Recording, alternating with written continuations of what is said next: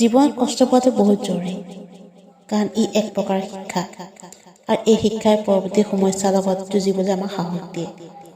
চৰাই কেতিয়াও গছৰ ডাল ভাঙি পৰি যোৱাত ভয় নকৰে, কিয়নো সিহঁতৰ বিশ্বাস গছৰ ডালৰ ওপৰত নহয়, সিহঁতৰ বিশ্বাস থাকে নিজৰ দেউকাৰ ওপৰত।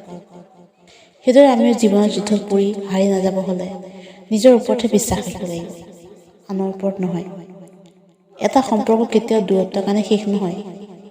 সম্পৰ্ক এটা শেষ হয় অহংকাৰ, অসন্মান, স্বাৰ্থপৰতা আৰু বিশ্বাসঘাতৰ বাবে। সময়বোৰ আমাৰ নিজৰ, গতিকে কষ্ট আৰু ইচ্ছা কৰিলে সময়বোৰ পুনৰদৰে সজাব পাৰে।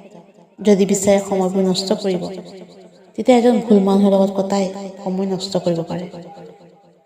আৰু যিসকল মানুহে সময়ৰ মূল্য বুজি নাপায় আৰু সময়ৰ সৎ ব্যৱহাৰ নকৰে, সেইসকল মানুহে জীৱনত সদায় পিছ পৰিয়ে থাকে।